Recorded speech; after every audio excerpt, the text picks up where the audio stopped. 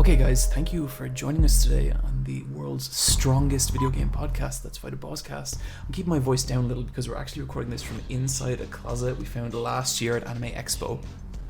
It's pretty cramped. It's not great. I think it's fine. Yeah, but you do. yeah, I do. You hit the light when you stand up. It's not a great situation. No, but it's the best we have, and that's low quality products in the worst possible conditions is the Let's Fight a Boss way. E3 2018. E3 2018, and more importantly, the third birthday. And no, friends, I'm not talking about the third Parasite Eve game. Yeah, it's true. It's called Parasite Eve Third Birthday. It's fucking weird. I'm talking about the third anniversary of the very first episode of the Let's Fight a Bosscast. Oh my god. I know, it's fucking weird. I'm shocked we have made it this far. Genuinely shocked. Our first episode was on E3 2015. Is that a good one? No, that's maybe the worst episode we've ever done. Oh. It opens up, we don't introduce ourselves, we just start talking, just like we haven't introduced ourselves now. I'm sitting here with Neve. Hi. And Brian. Hey, what's up? And with you always, I'm your host, John. Sometimes known as Josh. We're here for our third E3. That's right, folks. Okay, so what was the name of... So Jeff was there with Ubisoft, but who was like the Ubisoft rep? Christian Soldier. Christian hopefully will stop by later on. We gave him the room number. It's upstairs and it's a little out of his way, but if he gets here, we're going to do a little interview. Good guy, Christian. Intense, though.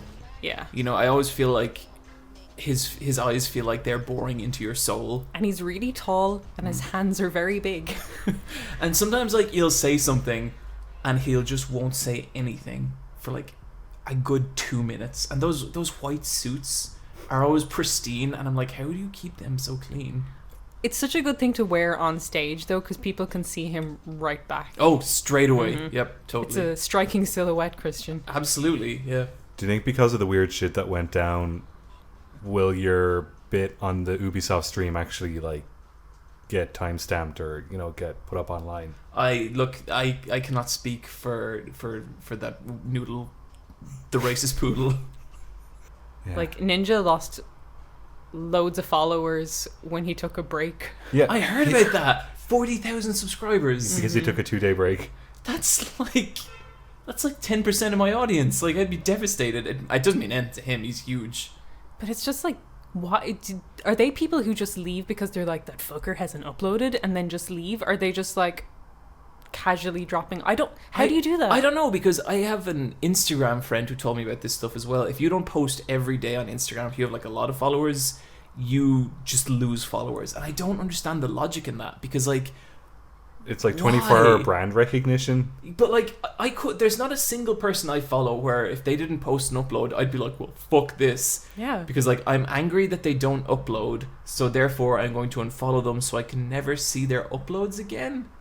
I don't know. It's like, it's a weird no logic to Yeah. me. But that poodle, I don't know why he's so popular. I guess it's a dog. Yeah. Or a man in a giant dog costume. Yeah, Either one. Who knows? it's actually kind of hard to tell. Yeah, it really is. It's a big poodle. I mean, we all played Detroit. What is it to be human? I guess it's to understand story structure and Basic narrative, yeah. yeah.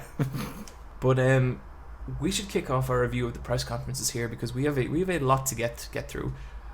I think we're going to start with EA at the top. Yeah. Mhm. Okay. It's the first Neve one. is going to be the master of ceremonies for this, and the way this is going to work is she's going to go down the list, and whenever it hits something we give a shit about, we're going to start talking. Don't worry, I've been taking notes all the time. She's been very, very comprehensive. Very diligent. Okay, so EA starts. We got Yarny 2. Fuck yeah. I don't care at all. One tiny bit. The guy on stage was really endearing. Totally. And I would have tea with that man, but I don't want to play his game. Yeah, me neither. Chicken was cool. Threatening. Yeah. There was this weird chicken in the demo. Did you see that, Brian? No. I wouldn't fuck with that guy. No, chickens are really strong. Sea of Solitude. I thought that looked cool. This was really visually striking. Yeah. Then there was Star Wars Battlefield 2 content announced. But when they were on stage, they were very, very apologetic about the loot box fiasco and everything that happened in the past year. Like, they acknowledged it. I thought they were apologetic, but maybe a little angry. Yeah. My notes here says that Star Wars guy sounds exhausted and angry.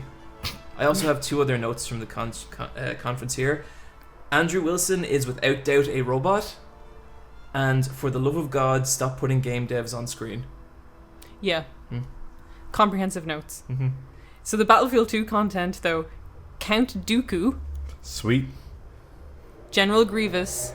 I like General Grievous. Me too. Yeah, General Grievous is cool. Mm-hmm. He was really cool in the Clone Wars. Remember the animated series? Yeah. Yeah. He was just like a Terminator in that. Like nobody could stop him. And then Anakin. Sweet. So I think I might pick up the game. You're a big Anakin fan, Neve. Very big. I don't think Anakin you've never gone into this. He was treated terribly by the Jedi. It's true. Yeah, that's when being a Jedi started becoming the weird like chaste monk thing. Yeah. And that's what sucks about it. He was a child and didn't know his way. I don't know. They left his mom as a slave. Okay, we're not going to get into Anakin. There was this weird bit where they hinted at a new Star Wars game. I don't know who the guy in the audience was, but they were like, can you tell us anything about the new Star Wars game? And he was just like, no. Yep. But it totally exists. Let's just say you're going to be wielding a certain sword made of light. He was like, it's called Jedi Fallen Order. Yeah. Is that a thing in the Star Wars universe? The Dark Times is a thing, and that's the rise of Palpatine's kind of. That's between the prequels and the Yeah. yeah. That's between the prequels and the originals. Yeah. Yeah. So between 6 and 4. So this is the rise of Palpatine's power, and it's after he like issues Order 66, where the Jedis are being hunted down. So maybe you're playing as a Jedi hunter. Who knows? That'd be fun. Yeah. There's a whole comic series about it as well that time. Then they showed Anthem, and this was like their big game, the big BioWare game. Okay, so I wouldn't leaving out what they showed later. Which conference was it? They showed one. Didn't they show this again at another conference? I think at Microsoft they Yeah. did. And they had a much longer demo. Yeah. Mhm. So I guess the impression I got from just this trailer was like, this game really feels like directionless. Yeah, it kind of seems like a lot of Mass Effect stuff from Andromeda that's been polished up, like the jetpack stuff. And the jetpack stuff looks good. Yeah, and the environments look good, but I don't just- know. It doesn't feel like it has any soul, I don't think. No. Like there's a bit where, this is kind of a pet peeve of mine, one of the Anthem lads like lands and he does, the superhero landing where he like punches the ground and lands on one knee. Mm-hmm. I think that looks so fucking lame in everything it's in, and to see it in a trailer in 2018, it's like, have you guys ever watched a trailer? Like, do you not see that this crops up in everything and it always looks really stupid? And you're going to do it every time you land. Yeah. But there was just like another moment where one of the characters is going to get stomped on by a big brute and another character just dives in there and saves them. So it was kind of trailer by the books. And you can kind of see that in the graphic design. It looks like a Squarespace website. Oh my god, yeah. The guys from Anthem look like walking Squarespace websites. It's disappointing, but after that trailer went out, there was a whole pile of articles about... This is a BioWare game, by the way. And they really want... It seems like they're trying to build a Destiny. Like, it is a always evolving online shooter. But they're saying it also has story and characters. But then, you can't have romances. Yeah, they have cut out everything I like about BioWare games, so I feel pretty safe not getting this one. I think, like, just pure curiosity will drive me. Neve, I got some news for you. You're gonna buy Anthem. Yeah, I will. I know. I want to know. I buy and play every BioWare game because they used to be my favorite. They were amazing. Mass Effect 2, one of my favorite games I've ever played. It's just I felt really... A lot of people are like, oh, it doesn't matter, it's like romances. But this is BioWare's thing. Like, why would you stop doing the thing you've built a fan base of for like 20 years?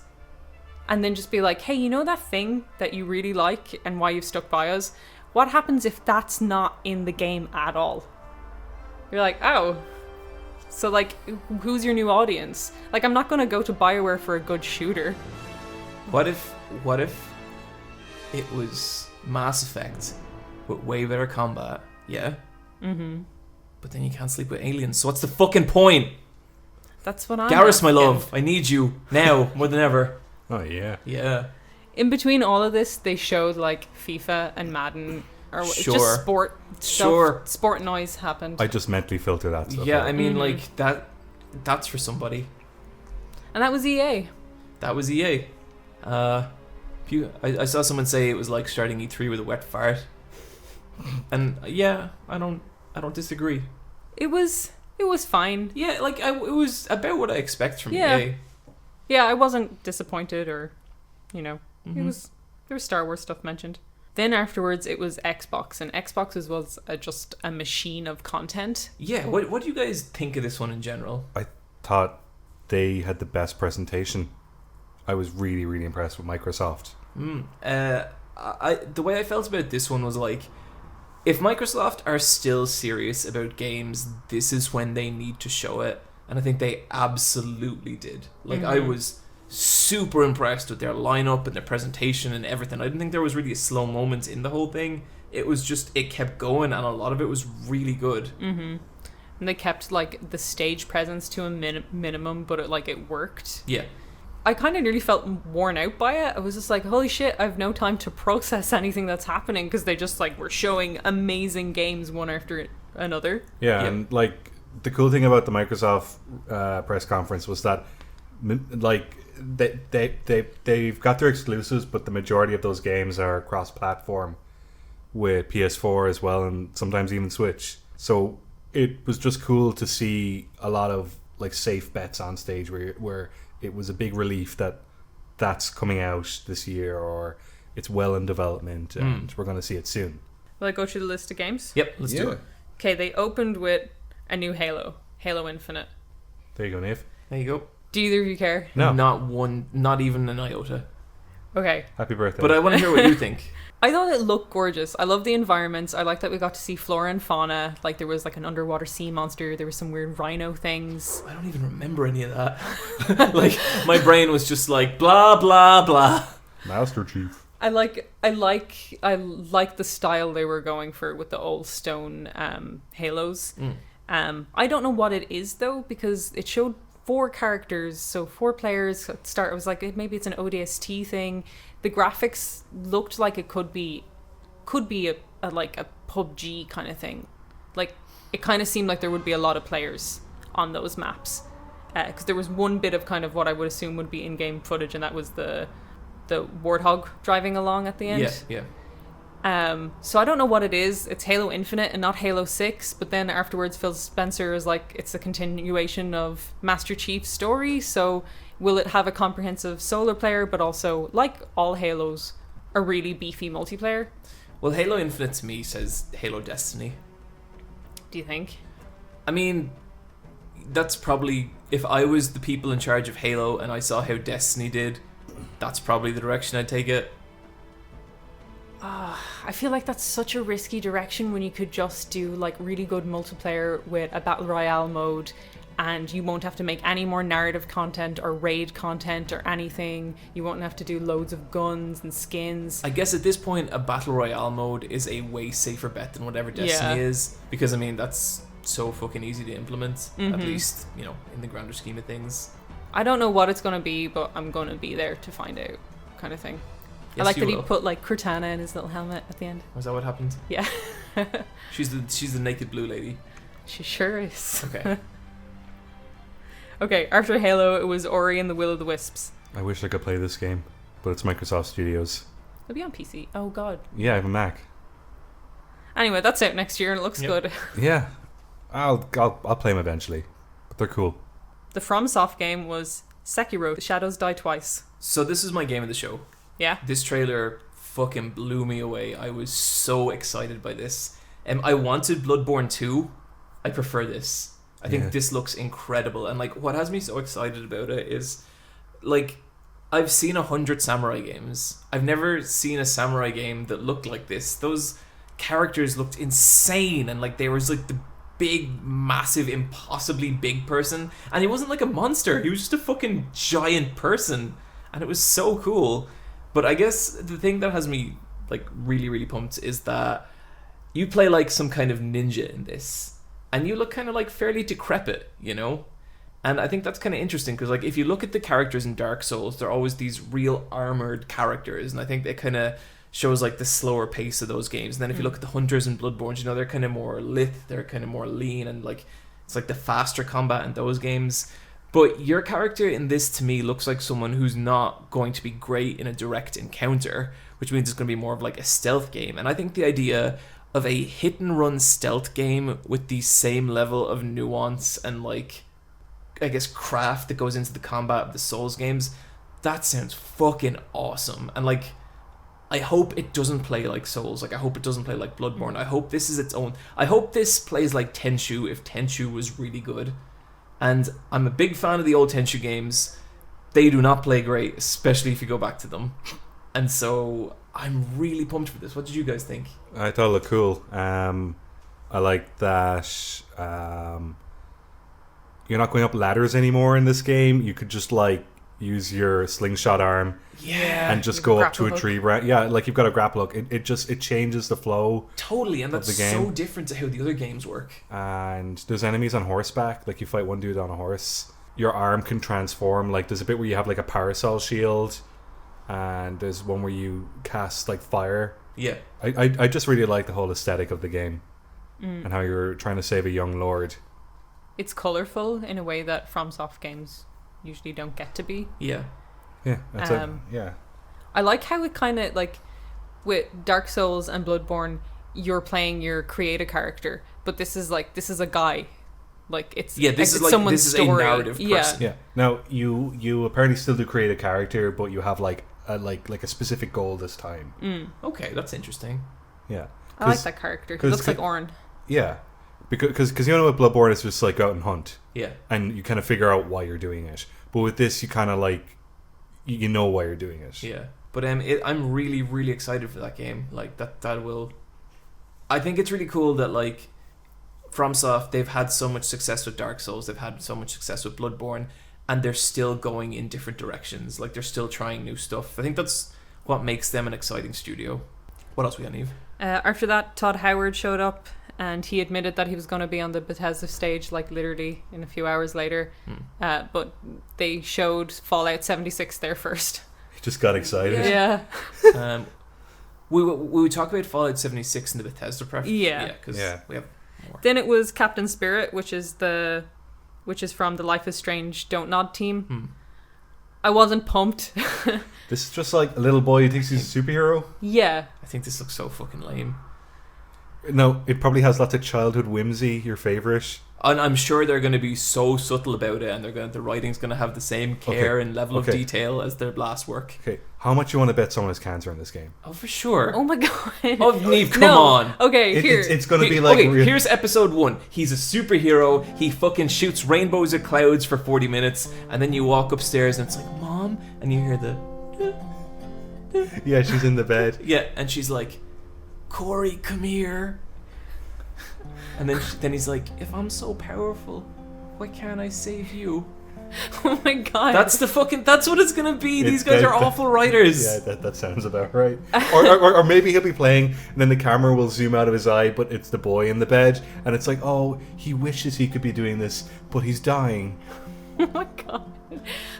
The other thing that occurred to me, you can't make fun of this, Neve. It's cancer. It's very serious, Neve. It's dead fucking serious. Yeah, you gotta fucking get it together. Someone's dying. Yeah. Do you want me to give you some info on this then? Yeah, sure. Yes. So this is just like kind of a tech demo that turned into a 1-episode game, and they're putting it out on free on June 26th. So this is an in-between thing before they do Life is Strange 2. So they're switching over from Unreal Engine 3 to 4. So they did this as a way to kind of test that out, but it turned into its own little narrative. So I don't think this is going to be anything big at all. Like, it might be like an hour and a half long. I guess in my headcanon it's big. I'm gonna play it. Yeah, it's free. Like, it's free. I got nothing to lose. Yeah. They also said that this is a character from the universe of Life is Strange. Mm-hmm. So do you think they're going to try and form the X-Men out of, like, all these different characters? Do you know what? Chloe babysat him once, and she did such a shit job that a car nearly ran him down. Oh my god. Because that X-Men team would be Maybe. this little shit, and then Max, who's literally the worst character in the history of time. Look, if you read a lot of X-Men, If I was in a burning pretty building... much Hey, kind and of Rachel like Amber's that. there too. If I was in a burning building and I saw these two fuckers running towards me, I'd just fall into the flames. I'd just be like, no, thank you. But they'd save you.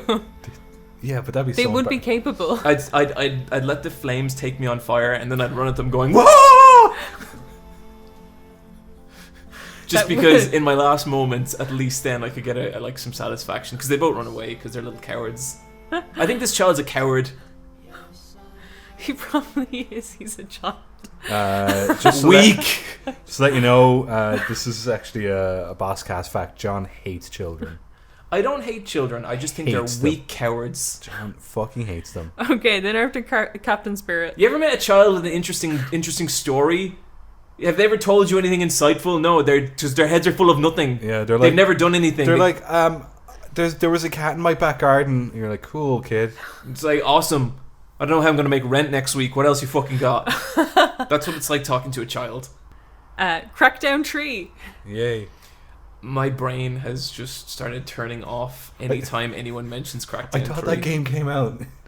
What I thought was weird about this trailer is Terry Crews's face was super, super detailed, like really detailed. So it was the only thing your eye was drawn to in any of the footage, and everything around it just was a blur. The Jin Kazama problem.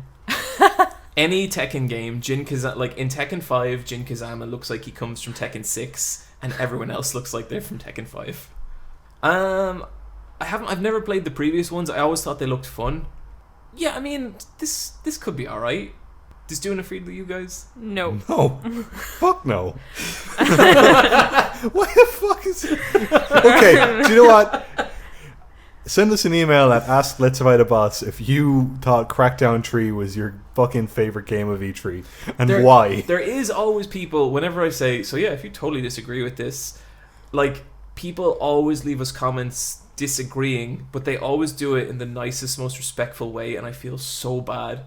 Because, you know, on this podcast, we get a little amped up, we have a few drinks, and we always just have this super unfair stream of consciousness bile again. Like, exactly what I just did with fucking Captain Spirit, or whatever the hell that is. Just that game's shitting fine. on it, though. People worked really hard on that game, and like, so just everyone's clear, I know I'm the problem. Nothing against like, I'm wrong, and I know it, but I'm just having some fun here. Wrong people gotta say the wrong stuff sometimes. I'm so sorry, everybody. Okay. Nier Automata Xbox Edition. Yay. This comes with all the DLC, doesn't it? Yeah. Woo! Metro. New Metro game. Have either of you played any Metros? Fuck no. Okay. It looks cool. I played the first one. I like Metro. I love that they use Massive Attack as the trailer music. Then we got the first Kingdom Hearts trailer of Manny this E3. Okay, I got something to say. Okay. I think Kingdom Hearts 3 looks fucking terrible. What? I think that game looks awful. I think it looks amazing. Visually? Everything about Kingdom Hearts 3, every line of dialogue, every piece of gameplay, every character model, it all looks fucking terrible. I thought everyone It looked looks great. like an Xbox 360 game. Are you kidding? No, it looks awful. Every time a character says anything, it's always like, I'll take your heart and fill it up with my heart. Yeah, she Then does we say- can fight the shadow with our ultra hearts. It's just, this looks fucking awful. This looks so bad. I might buy it. Yeah, I think, everyone should. I'm not buying it. I think, like, visually, combat-wise, I think it looks great. I think they did a really great job at making the Pixar worlds and Disney worlds, like, and having very distinct worlds. I think it looks really big in the sense that you're going to be going to a lot of places, and it seems very full. And I like the character models.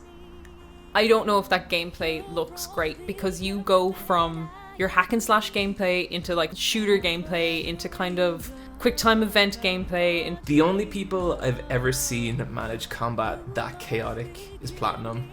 And Square Enix are sure as fuck not Platinum. I'm really happy that Kingdom Hearts fans are happy, but I hate the word Norded so much. What does that mean? So, like, Aqua is a fan favorite character from Birth by Sleep? Jesus Like, Christ. let's not even The, try. the PSP game. Sure. Okay. And she got Norded. What does that mean? There's a character called, like, Nort. This game sounds fucking terrible! Where's Goofy in all this? So, like, my understanding is, like, all the Kingdom Hearts characters have tulpas. So they make it, like, another personality. But if their hearts are, like, somehow vulnerable to darkness, I don't know if that's a concept or, like, they're just kind of become dicks. Their other tulpa self can turn into a little goblin outside their body called Heartless. But if that little goblin is strong enough, it can become a nobody. Which is just another version of yourself. So there's like two of you existing. Okay, you know how people are like... No, hang on. Can you connect that back to Norded? Like, how many steps in the chain are we from getting back to that word? The bad guy is basically like Voldemort, where he separates his true power across like multiple Horcruxes, which happen to be people, like this other version of yourself, your nobody version. So you have to kill them to destroy him. Or no, maybe he's a super powerful Tulpamancer and he made like 8 versions of himself. And there's like 8 different versions of him that they have to kill. So what does Norded mean? And when he turns you evil, he makes your body part of his Horcrux collection. So everything you just said, Yeah. that's the worst thing I've ever heard. Like, I don't know what any of it means. Do you know how some people are like, I don't understand David Lynch films? What? David Lynch films make a lot more fucking sense than Kingdom Hearts. It's such a mess. And so, like, it's meant to be all this, like weird, semi-deep stuff about, like, your inner shadow and all They're this just darker making stuff. it up. They're And just then padding fucking out Mickey shit. Mouse comes along and like, oh, there's the keyblade. Oh, watch out, Johnny Depp. It's the worst. It's the worst. The tone does shift wildly, But why? one may say. But why are Disney characters in this? They've always given their characters, but I think they just didn't give a shit, and they were like, yeah, do your weird Final Fantasy. Because it really seems Disney like game. they're writing their own story and then like going, oh yeah, Mickey's in this too, by the way. And, like, the space sections. It kind of used to be, that's the gummy ship. That's how Oh my god. Everything you're saying is awful. the gummy ship, this is how you travel through worlds. God, yeah, John. But I don't know if any of it's real. That's the problem. Like I don't know if they're in a real place, because how are all the there's no Final Fantasy characters in this anymore. By I the didn't way. see any in the trailer. Did Yeah, you? they're all gone now. So, like, when I think of I remember when I was a little babby, and I read, like, in a PlayStation 2 magazine that this thing was coming called Kingdom Hearts, which is going to have a story that was half Disney and half Final Fantasy. I was fucking pumped. I was going to get to spend more time with Cloud, Barrett, Squall, with that weird fucking eating thing from Final Fantasy 9. I was really excited. And we fast forward like 15 years and this is the shit it's become. Guys, what happens? It's I fan fiction. hope you're happy to see Johnny Depp again. He's not voiced by Johnny Depp, at least. No. It's just the likeness, but that's Captain Jack for you. Did Johnny Depp do something bad? Yeah. What did he... Domestic abuse. Oh... Yeah, no, that's bad. Let's leave that out of our Kingdom Hearts discussion. See, I really like Captain Jack Sparrow, and Disney like him too. But he has the face of a terrible person. Yeah. So should he be in the game? One may say no. Maybe they'll work that in there. Maybe Johnny Zora will Depp kill will him. get Norded. I think he's already Norded. Johnny Depp as a real person would be Norded. I don't know what that means. I can't. I'm so sorry. Norded, like, can they not? It's such a bad word. Is there not a better word? I don't know if it's like an actual term in the game though, or if it's just like Just weird a fan Kingdom Hearts fiction fans I that say it. might start using it, casually. Like when someone turns bad? Or just like, oh Being man. like a Nort. Feeling real Norded right now. Yeah, I ordered so hard last night. Like, I don't feel good. I feel like this is the thing where, like, I feel probably everything that's cool about Kingdom Hearts exists on the Tumblr blogs of the people who play it and not in the games at this point. Like, that whole world is probably fan fiction and weird character relationships that are not real. See, people played this when they were like 12 to 14 years old. Now these people are in their late 20s, early 30s, and they have disposable income, and they own this console, and this game is coming out, and they're like, oh my god, I grew up with this. And the reason you've grown up with it is because they haven't been, like, there's been such a gap. Like, it's like, I feel for people, they thought this day would never come, and they gave it a solid release date, which was January 29th. Yeah. It's next year. That's coming out worldwide. There's actually a lot coming out in that window. Yeah. Like a crazy amount. But like, I feel like at least 2 of us have to play Kingdom Hearts. Oh, completely. And like, if I get this game and it's amazing, I'll be delighted. Maybe I'll play it. I won't play it. No, you won't. Why would I play this game? What else we got, Neve? Sea of Thieves update. Oh, they're actually releasing the game now.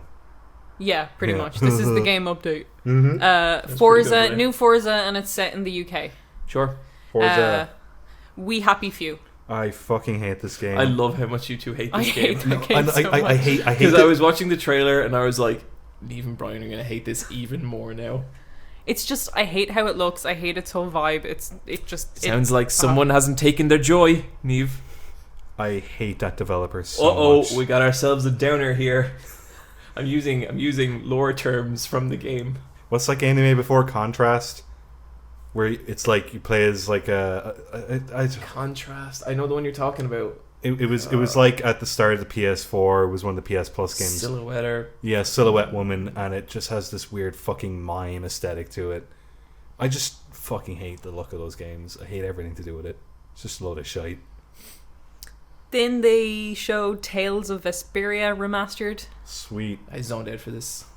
I'll probably play that. It's like 10 years old. I actually really enjoyed the C3, but I feel like from the way I'm talking, it's just me being asleep and then awakened by bouts of rage.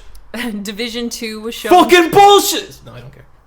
You gonna get this, Neve? Probably. Jesus. Did you see the stuff where they're one. like, this isn't a political game? What the fuck? Isn't Cowards. it so frustrating how they're literally like, we will leverage like real world shit for marketing, but then we'll just like, no, I don't know what you're talking about. Well, they don't want to lose one side president? Yeah. It's so disingenuous, and I think it's kind of honestly a bit dangerous kind of to present these things without the politics behind them. It's kind of like, oh, the fun shooty bang bang without any of the pain that's literally happening right now. Accept some responsibility. It's like Detroit was bad, this is just worse. It's so tone deaf. We'll see what it looks like. You gonna get this, Neve? It looks nice and the UI look interesting. I like the idea of what that game could be, of having a squad and exploring an area with them. Yeah, like it had some really interesting ideas. I'm probably going to wait for the reviews on this one because I bought the last one digitally and I was really disappointed that I couldn't return that. Yeah. I had to stand in a queue in real life in a game. Like, it was so weird. Behind a table. Well, yeah, otherwise you're going to lose your spot in the queue. It's the immersion, Neve. And then it turns out that didn't even matter. Anyway, then there was a montage where they showed a load of games. Like indies and stuff? Yeah. Yeah. Some of the ones that stood out to me was Sable. It's that Mobius looking one. That looked nice. It's like a cel-shaded atmospheric kind of game. Like Rime and Shadow of Colossus. Looks really cool. Then there was Harold Halibut, which I thought looked interesting because kind of claymation-y. Yeah, that's the stop motion one. That looked cool. That was cool. Then there was another one called The Wind Road, which was it's a Chinese martial arts RPG. Oh, cool. Yeah, so that looks cool to me. That's all I pulled from the montage. Then we got a big Shadow of the Tomb Raider trailer. Sorry, just in the indie montage thing, there was a game called Tunic. Oh, yeah. Little fox guy, isometric Zelda thing. Mm-hmm. Oh, yeah. I thought that looked fucking beautiful. Really, really liked how that looked. And I thought the gameplay looked really fun. Yeah, that looks good. Then we got a big Shadow of the Tomb Raider trailer. Which is out in September, isn't it? Or October? I think it's September 18th. Yeah, I think so. Like it's out after the summer anyway, which is cool. I see what you mean about Lara Croft's arms now, Neve. Oh my god. I would die in them. You would. That looks really fun. I really like how they're leaning into the supernatural. Lara just has a license to kill. It looks fun, like really fun. She's such a weapon. Then they showed Session, which is the skateboarding game. Yeah, that looked cool. I'd like Well, I'm not sure if I'd like a skateboarding game, but I like that they're making them. That's a Kickstarter that was kind of heavily homaging Skate, which I never played, but people fucking into. Yeah, it's a much more technical skating game than the score-based ones. Yeah, it's not the weird magic and bullshit of Tony Hawk. I like the magic and bullshit. Me too. Yeah. Then there was Black Desert. Big giant asses in that game, apparently. It seemingly has a comprehensive character creator, which is... Big giant asses. With big giant asses. Yeah. Then Devil May Cry 5. Yeah. There we go, everyone. You can relax. What you guys make of that trailer? Not a whole... Like, it looked cool. I was a huge fan of Devil May Cry 1, and then I never really played one properly after that. And I like character action a lot. And I played a fair bit of Devil May Cry 3, and that was really cool as well. Like, really, really good. I guess nothing about the trailer really... I like that it seemed to be amalgamation between what 4 was and what DMC was. Yeah, I saw a couple people say that. So, like, I think if they hit a tone between those two, it would make a lot of people happy instead of one group of people really weirdly sad. And they showed Dante at the end. I like that Dante looked like a dirty bum. Yeah, he kind of looked insane. It was good. Then they had Cuphead DLC. Sweet. Yep, totally. I would love another boss in Cuphead. They have a third body this time. She looks crap, Miss Chalice. I thought she was alright. I like her. I didn't like her design when she was like a weird chalice. I liked her design better when she was like a little cup person. That was alright. They're really leaning into that aesthetic. Yeah. Jump Force. I saw Luffy stand on an American flag. That was all I needed. I love the Band Presto Shonen Jump fighting games. My favorite one is on the DS. Jump Ultimate Stars, which is the sequel to Jump Superstars. And it's just cool that there's like a Smash Brothers of all the Shonen Jump characters beating each other up. Yeah, this game looks fucking rad. Yeah, it looks cool. I like that they ended on Death Note stuff. That was kind of weird. It's just like, Death Note? Okay, cool. Death Note's cool. Remember Death Note? Remember Death Note? You haven't seen Death Note? Do you know what? It was weird that they show off like Luffy and Goku and shit, but they don't show off like My Hero Academia or anything. Yeah, that's odd actually. I think they would. People love that thing. Yeah. When I tweeted out a photo of that and I said Luffy perched on an American flag is the most beautiful thing I've ever seen, and someone wrote back, technically he's not on the flag, and I immediately muted them. Good job. Yeah, Professor. Actually, I'm annoying. Yeah, we know. Mute. I hate to be that guy. Then don't be the guy. Yeah, if you're gonna start a sentence with that, don't say it. Dying Light 2. Okay. Yep. That looked cool. I like that Chris Avalon is like working on it. He is one of the writers. I was really surprised to see that. He did a lot of the old, I think, was it Baldur's Gate? Neverwinter. No, yeah, I think so. Neverwinter Nights. He did like Knights of the Republic 2. Big pedigree with a lot of the old RPG stuff. Just like I didn't know narrative stuff. So it's weird that Dying Light is getting it. Yeah, which is cool. But I mean, I bet he could do something really interesting. Is like Dying that. Light systems based, or is it just this, parkour survival zombie? It kind of got lost in like that Dead Island and Zombie U. Like there was a lot of kind of first person zombie games. Yeah. But from what I hear, it's kind of the best one of those. Like it's the one I hear talked about the most still. It has a really big community around it. Then Gears 5. Yeah. I'm really out of Gears. I'm more excited about the potential movie with Dave Bautista. Yeah. He has the right look for those guys. Yeah, he looked like Marcus Phoenix. Yeah, exactly. He's good casting. The armor in this one looks like considerably slimmed down, so they're not going for that cartoonishly large look anymore. I don't know, I kind of like how bulky they look. Yeah, me too. I liked my giant fridges. It was a cool trailer, just I'm out of that series. Then they ended on Cyberpunk 2077. And Eve, I'm sorry, have you skipped over Battletoads? Oh, yeah. Actually, I thought that was pretty cool that they're making a Battletoads. They didn't have any visuals. They just What's said... wrong, Neve? They said it'd just be like a 2.5D. Neve, what's wrong? It's just like that game isn't going to be good at all.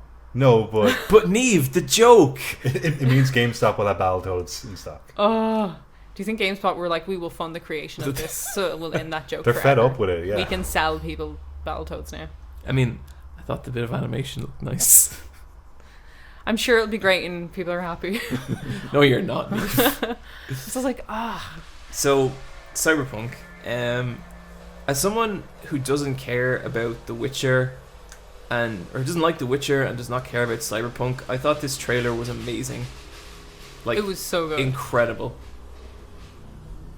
Like, having just gone through Detroit Become Human, I feel like this said more about that kind of stuff than like the image of the woman doing her eye makeup and then it pulls out and she has no mouth. Like, oh, that was so cool. It's really cool, strong visuals. I really can't wait to be in that world. Totally. They did like 50 minutes of behind the scenes gameplay. Here's some stuff we know about it. It's going to be a non-linear RPG, so you can approach any mission any way you want. It's a first-person RPG shooter. Really? Yeah. Huh. It's got a character creator, so you can make your own character. You play as a mercenary called V. You can pick a backstory. So kind of like original Mass Effect, where you can kind of pick where you came from and that will like affect your rationale for being in the city. I like the sound of that because like when I was playing Witcher 3, I found like I was constantly bumping up between my character and Geralt's character. Mm-hmm. Yeah, this is way more roleplay. You'll have a lot of freedom in this. That's cool. There will be dialogue trees and choices that will affect the game and your relationships with people. There will be romances. There will be straight and gay romances. You can play as male or female. There is no set character class at the start, but you can spec out 3, which is Solo, which is a combat one, Techie, which is kind of gadget based, and then their most interesting is Netrunner, which is a hacker. So you can hack into maybe androids in the game or computer systems and use that to your advantage, which is pretty cool. Or you can do a mix of all 3. It's single player so far, but there's a multiplayer in R&D. Sure. That sounds amazing. Yeah, that all sounds genuinely fantastic. I think that could be fucking awesome. Yeah, I was really surprised at how hard they turned me around on that. I like how BioWare are like, there won't be any romances. And then we have Cyberpunk 2077 being like, yep, there's gay romance, there's romance in this. Then later on, we get more announcements about that as well. Like, fuck you, BioWare. And that was the end of Xbox. Really strong press conference. I'd say maybe one of the strongest press conferences I've seen, maybe since Sony's really killer one, where they announced like Shenmue, Final Fantasy, and The Last Guardian. Yeah. What was that, back in, was it 2014? Yeah. I think it was either 2014 or 2015 when they did that. That was really good. Might have been our first ever. Just as well with that, they hinted a new console release for 2020. Yeah. And there was a leak today, codenamed Scarlet. They also acquired loads of new studios like Ninja Theory. I feel like buying Ninja Theory was a really good move. Yeah. I think Ninja Theory have consistently proved they have all kinds of potential and that they can make games on time and on budget. Playground Games. So there's a rumored Fable in production, and they met a new studio in Santa Monica called Initiative. So Xbox is really like, we are dedicated to making games. They brought it in the exact way they needed to. Like, I was hugely impressed. This was the best conference of the show for me by far. So next up we have Square. Square was a shock. Yeah, it was bad. It was very bad. It was terrible. Like 40 minutes. Yeah. I'll go through what they had. Opened with Tomb Raider gameplay. We've seen a lot of Tomb Raider, but it looks great. Then there was FF14 Under the Moonlight expansion and Final Fantasy 14 cross Monster Hunter content. I'm sure someone's super pumped about that. Mm-hmm. Good for them. They showed the Captain Spirit trailer again. They showed Dragon Quest 11, and that's coming out June 29th. They showed a new game called Babylon's Fall from Platinum Games. Which, very exciting, but like there wasn't really... It was just motion graphics, Yeah. not even enough to get an impression. Well, like, I guess there was a bit of world stuff. Oh, there we go. There's the E3 police right outside our closet. I think we're okay. Yeah, we're okay. We lost our passes. They showed more Octopath. That is out next month. Just Cause 4. Looks cool. Tornadoes. Sure. The Quiet Man. There we go. Okay, this is my game of the year for E3. No, Brian, commit. Game of the year. Game of the year. Game of the year. Put up a link of it on our podcast Twitter, which is Let's Fight a Boss. It's all Let's Fight a Boss. Jesus fucking Christ. It was amazing. So this was live action footage of what looks like a kind of low budget ASOS model Yep. And he's walking down a very clean alley, but an alley that has been paid for. There's a lot of like props in this. I think it's a soundstage. Yeah, but like there's money. Like there's some money into this. Like people are. I just don't know why they're shooting live action footage of this crap and making all these little sets. And then there's the gang. And then there's some racial stereotypes, one might say. Yeah, ambiguously non-white gang who have like neon fucking labeling, so you know they're like, was it purple and green was their gang colors? And he puts down his like paper bag of lunch. And he looks at the gangsters, and he taps his ear. He's meant to be deaf. Right. I did not get that from that at all because there was no sound design that would ever denote that. I thought he was saying, "Listen up, motherfuckers." Yeah, I thought it was just like... They have like the tone deaf sound effect afterwards. Okay. When he fights them, but not before. So I thought that was strange because it was only afterwards when I rewatched that I was like, oh, he's deaf. But it goes from the live action footage into game footage, and it's like a street brawler like game. Kind of in the vein of The Bouncer, which is weird. This game is out in August. If they released a new Bouncer, I would flip the fuck out. I would love that. That's Sion Barsad is a cool guy. But this was just like, it was really weird. And then afterwards, they had a Twitter set up and they had an Instagram. So if you go to The Quiet Man, the game, and you click on the Instagram, it was locked with 0 followers, 0 following, and no profile picture. Perfect. There was no information apart from one like sentence that it was like an FMV game. And at the end of the page, it said it was like a downloadable title only. So I think this is really small, weird FMV game, and I don't know why it got such a big spot. Like, obviously that would stand out. That wasn't going to just go under the radar. I mean, I agree with everything you're saying. I'm excited. Yeah, I can't wait to play it. It looks like it looks terrible. Yeah. I can't wait. My entire notes for Square is just The Quiet Man in all capitals. What else was there? Another Kingdom Hearts trailer. Still fucking terrible. They closed on the Kingdom Hearts trailer. Yeah, that was it. That was Square. You want to do Bethesda? So Bethesda showed off more Fallout 76. Yeah. I guess I still feel really burnt from Fallout 4. I thought that was a bad game. And I think this looks bad, introducing more elements that I don't like multiplayer stuff. Like, just, this shit does nothing for me. I thought it was a bold move to not want to put NPCs in the game and kind of assume that other players would play nice to make a mergent story. Like, sometimes that happens. Most of the time, it's like a French 6-year-old talking. Seems like they just can be bothered hiring writers. There's something, like, I hope these, like, I think if you have a team of friends to play with this with, it'll be fun. But if you're playing with randos, I can't imagine being that fun. I feel like Bethesda's constant mistake is that their ambition outstrips their means by such a wide margin. Ideas like that fall into that so hard, you know. I think it's cool that they're trying, and I like the I don't know anything about West Virginia, but I like the location for it because it gets to be more lush. Like, Fallout 4 was depressingly ugly looking. Like, I didn't like being in that world. This has a lot of nice greenery despite the level of radiation, and has some really interesting monster design based on the lore of West Virginia. I did actually like some of the monster design. Thought it was really cool. The giant bee thing looks like a really bad time. Like, Brian, it was a giant bee that had a giant bee's nest on its back, but it couldn't fly, and so it just crawls along the ground, just hissing at you, all pissed, and bees are flying out of it and trying to sting you. Oh, fuck that. Yeah. There was a giant sloth, and in West Virginia, the state fossil is that of a giant sloth. How big was the sloth? Giant, massive. When I went to the Natural History Museum in New York, they had a giant sloth skeleton. Those dudes are fucking big. They're bigger than bears. That would be they couldn't do much to you, could they? Because sloths they are have so giant nails. But I mean, when they get to you eventually, they probably go real slow, so it's hard to judge. But then they can attack fast, and you can't time it at all. So I was in London over the weekend, and I got to see my favorite natural history exhibit ever for the second time, the Terrible Hands. Have I talked about these before? No. Terrible Hands is this really fucked up pair of hands that they have in the Natural History Museum.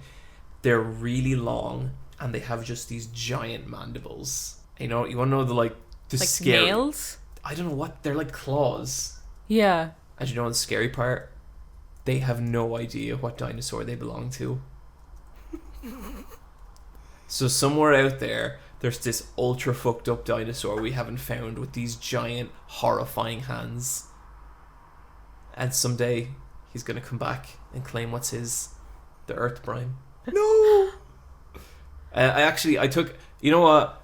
I took a video of me talking about the Terrible Hands. I'll put that up on the Let's Fight a Boss Instagram. John Scary Hands, everyone. Yeah, John Scary Hands. Spook Theater with John. In West Virginia, they have a cryptid called Mothman that makes it as a character into this. Oh, really? Yeah, I've heard of Mothman. He's part of like, you know how here we have lots of folklore of different monsters. Mm-hmm. America has like 3. They have the Concorde, Mothman, and Bigfoot. Is the Concorde not just a plane? No, it's like a giant bird. It's just a plane, everybody. No, it's a plane. It was a plane. They don't do it anymore because it was ridiculous. But yeah, what were we talking? Bethesda, Fallout 76. Bethesda, sorry. I'm sure loads of people will love it. They showed their first IP in 25 years, which is... Did they? No, they didn't. It was a logo. It was for Starfield, so it's like a sci-fi Bethesda game.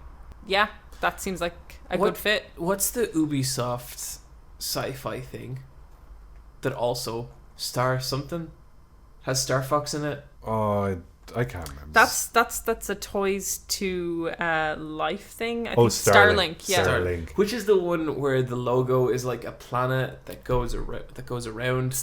That's not that one. That's the Bethesda one, Starfield. It's just like a planet. That looked cool. Yeah, but that logo looked cool. It was cool. I think like I watched Danny Dwyer's documentary on Fallout 76, and they've mentioned that that's been in production for a long time. So maybe we'll see stuff of that sooner than we think. Just for giving us a logo, there might be more content, which is cool. That's exciting that there's a new IP. And then they teased Elder Scrolls 6. Yeah, like that sounds very, very far away. But I guess the way I think about it is, how would I feel if Capcom announced a Street Fighter 6? And I'd be very excited. So yeah, I get why people are excited. Plus they can't release it now anyway because Fallout's out at the end of the year. Earliest it'll be is end of year 2019. I think Elder Scrolls Online is still at the peak of its popularity as well. Yeah, so 2019, 2020. Oh, I'd say longer. Yeah, I'd say Starlink will come first, then Elder Scrolls 6. Yeah, and they describe Starfield, yeah. They describe Starfield as like Star Hands. They describe that as as a next generation game. From what that screenshot looked like, there was high hills, so maybe it's set in the Breton area of... Who cares? See that mountain? You can go there. You can go there. So that was Bethesda. Oh, they had the Wolfenstein thing as well. Oh yeah. And Doom. Youngbloods. Did they? Yeah. Neve, you missed their 2 biggest games. I got really tired writing the docket around there, and I was just like, "What was it?" Yeah. You're doing great. We're all doing fine. Youngbloods look cool. I liked those 2 girls. They looked fun. Mm-hmm. Woo! Doom, I'm probably not going to pick it up, but people love that first game. Yeah, I have no interest in that either. Brian, what's your hot take on Doom? There you go. There it is, everybody. Moving on to Ubisoft. Fuck yeah. Opened up with a big dance number. Sure. Just Dance 2019. This game is coming out in the Wii. I kind of liked how they leaned into that, because last year they had this really shit like onstage dance party, and it looked really sad, and the panda costume looked bad. Oh, that looked real bad. So you think they'd be like, okay, let's never do that, but instead they went, let's make an actual good number out of it. But I don't know. Whenever Ubisoft do that stuff, it just feels like what my aunt would do if she was told to design something crazy. Yeah. It seems it was the most dated, but I kind of liked it for that because it felt the most silly E3-ish. Like, oh, the dancing Ubisoft panda. You know? I mean, whatever makes people happy. Then, so they opened with Just Dance 2019. Then they showed a really gorgeous Beyond Good and Evil 2 trailer. Yeah, that was a cool. Still looks very good. That was a cool cinematic. It's only about at the most 18 months, at the earliest 12 months in development. Because when they showed it last year, that was like their first day of production. Yeah.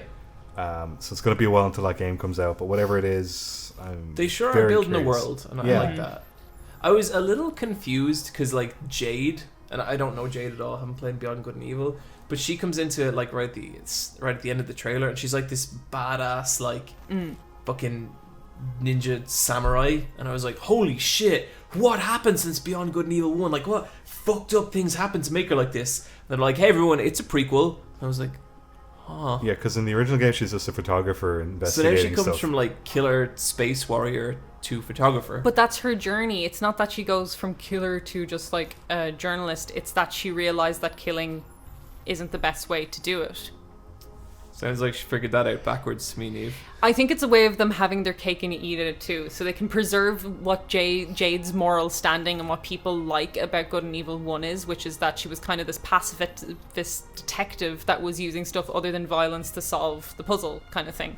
So they get to keep that image intact, but they get to do a prequel that includes a lot of fighting, because any of the gameplay you've seen has just been the main character, Shani, fighting with her staff. So I think it can have that like... Is Shani the woman who was with the monkey? Yes. Okay. You get to have fighting and you get to have this big world where you can do combat, but you still get to keep the integrity of Beyond Good and Evil intact by doing a prequel. Sure. Yeah. That's what I think the logic is. No, I to think it. you're on the money. Even from the stuff I've kind of heard, I haven't watched the gameplay properly, but even from stuff I've heard, it still sounds like nearly to the point where they're still figuring out what that game is. Mm-hmm. But like they're building cool stuff around it. It's the character stuff seems cool, but they seem to want it to be a bigger thing than that, which makes me go, what is this exactly? Yeah. Because I don't know. Yeah. Because like all the narrative and stuff they're building up with the cinematics seems awesome, but the game sounds so system heavy. And then at the end of that, noted actor that I can never remember his name. Joseph Gordon-Levitt, JGL, my main man. Yeah. 500 Days of Summer, 500 Looper. Days of Summer. 500 Days of Summer, one of the greatest cinematic achievements of this or any other time. Brick, which is a film I actually like. Third Rock from the Sun, which is a TV show. This man comes on stage, and there's a bit of controversy over this. You guys, yes, Yep. this was the way they announced this was strange. I fucking hate these things. Yeah, so he has this like create your own content company. And it's this whole idea where you can upload your like own creations, and if it does well, you get paid. Yeah. And so he's using this as a platform for you do Beyond Good and Evil 2 fan art, and the ones we like, you'll get paid, and it'll be in the game. The ones that do not get picked go no further. And it's like, I don't think it's even fan art. I think it might be as far as assets for the game. Like, if you were like, say if there was posters in the background of an area, that maybe you would design those. And like, if you're one, so you would like upload, it would be a competition based. I don't know if it would be voting internally or externally. Oh, I really hope it's not a vote. I don't know how they do it, but they choose one, and that gets the payment.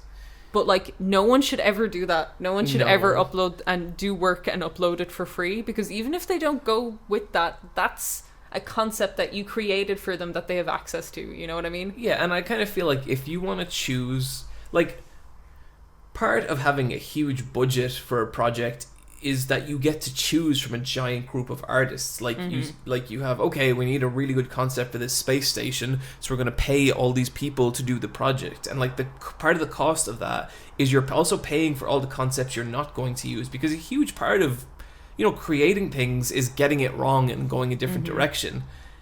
And I don't like that even if they pay for the one that they're directly using, they're not paying for all the ones that kind of helped them get there. Yeah, they're not paying for those ideas. Yeah. And I feel like this devalues artists to a certain degree. Oh yeah, it really devalues the devs who are working on it, like, are the people that could be hired who are professionals in that field to do it. And like, he didn't even mention that the person who wins would get paid on stage. No. People were just like, are people getting paid? And then he put a Twitter statement out that kind of clarified that the winning stuff would get a payment. But how much? Like, that just seems like such a... And I don't know, I like I like my teams to be teams. I like my artists to be talking to my director and like everyone kind of getting on the same page and like, kind of sharing a vision. It feels weird to me. And like, just as an example of how kind of important and how long-lasting concept art is. Concept art that isn't used from stuff can be reused and repurposed later. Like with loads of Star Wars stuff, a lot of the concept characters that didn't make it into the films went into like the cartoon series or the 3D series. Or even with Resident Evil concept, we're seeing that stuff from Resident Evil 2 pop up again now. You know what I mean? So it's like just generating stuff for them to mine later on, even though you don't win, isn't... Like, it's kind of a weird thing to do. Yeah, I agree. I get how maybe the general idea of it comes from a good place, but the reality is really devaluing artists. Yeah, like I totally get that. But I guess, like imagine if they were doing this for a studio that we worked at. Like, I'd be fucking pissed. Yeah, same. So that was kind of a downer to a really beautiful trailer, because everyone was, like, on the high of that and seeing Jade to being like... Why is the actor saying terrible stuff? Yep. This is bad. So after that, it was Trials Rising. I liked when the man fell over. Oh, yeah. More Division 2. Skull and Bones, which is a pirate game. Starlink, which is the Toys to Life game with Star Fox content. But only on the Switch version. Brian linked us a very good piece of Starlink dialogue today. Yeah, well, the guy says... Hashtag Starlink. Yeah. Immediately pushed my interest in that game into the negatives. Yeah, like... I already had 0, but... As soon as you hear that, you're like, nope. Going out of my way now. I'm glad to see Star Fox in something. Yeah, I like Star Fox. Because the rumor or leak was that Nintendo were making a Star Fox racing game. And that Retro were behind it. Yeah, and so what it actually was is that Star Fox is in this game. Cool. Then I'd say Ubisoft's biggest game, Assassin's Creed Odyssey. Yeah. So that had leaked. It's in Greece. Yeah. You get to play as 2 characters. It looks cool. I'm really excited for this game. Yeah, it looks really, really good. Why is it an Assassin's Creed game? Yeah. Do you think it's just to sell the brand? Yes. Or just to... Because... It's engine, gameplay. They don't have to... Like, because they get a lot of stick for basically taking that basic engine and putting it onto Watch Dogs. Oh yeah, that's true. Like, it works with the historical setting as well, so may as well make it Assassin's Creed. I was kind of, like... I disappointed in the design of the 2 main characters. I thought they looked so generic. But they're customizable. I think their armor is. I don't know if your face is it? Oh, maybe I thought not. Cassandra looked cool. Like, she was modeled really well. Yeah. But, like, when you look at Bayek, and what a fucking awesome, weird killing machine he looks like, and then you look at these guys, like, these guys look like foot soldiers from another video game. It was cool that they showed her off for the demo, and that little narrative they had with her was nice. Yeah. Yeah, and there's romance options. Yeah. You can totally bone guys or dudes or whatever you're into. Guys or dudes. The 2 genders. That's them. Yep. I think out of any Assassin's Creed game, this would be the one that would pique my interest the most. I was really impressed. I told you, it's good. I'm at absolute 0 with this game. There's no chance in hell I'll go near it. I want to hear Neve play this game. I want to hear all about it, okay? I'm going to love it, and it's going to be a great time. And I love BioWare, no romances. Now we got Cyberpunk 2077, romances, and Assassin's Creed Odyssey, romances. You may never need to buy a BioWare game again, one might say. Assassin's Creed Odyssey is probably out in October, November. You know, Neve, if you like romance in video games, let me tell you about a little genre called visual novels. I hate visual novels so much. I hate them so much. You should, it's just reading a shit book. Yeah, you should try out the Senran Kagura games. You might like them. Yeah, they're really cool. A lot of like well-written female characters. Totally. Then at the end, they wheeled out another actor man, Elijah Wood. There he is, the 40-year-old boy, with bright blue eyes piercing into your youth and absorbing it, and then you get older, he gets younger. I like that moment where he kind of messed up on stage and he kind of went, "Oh no." That was really good. Yeah. That was really endearing. Yeah. Like, it's cool that he acknowledged it. Mm-hmm. His game looks it's built for VR. It's called Transference. It's a psychological horror game where you kind of go into different people's consciousness. It uses FMV. I think FMV always, like, I always think it's hilarious, but that's why I'm buying the games. You know, I'm not buying them because I'm like, wow, that looks cool. This might be a good experience. You're like, this is going to be stupid. Yeah, exactly. Just want to see how broken it is. And like, it's this like budget Jack Black dude being like, I'm evil and talking to the camera. Yeah. And I was like, that's okay, cool. It kind of struck me as a game made by someone who never played a video game, and I was like, well, what would be cool? Yeah, there's something really corny about it. But hey, Elijah Wood's happy. But hey, Frodo's back. And then not it was last, Sony. Not the very last one was Sony. the final press conference of the whole show. There was no more. This had a weird structure to it. Yeah, it did. Really weird. And do you know what really weirds me out about this? When the Sony press conference ended, I was like, oh, I don't know about that.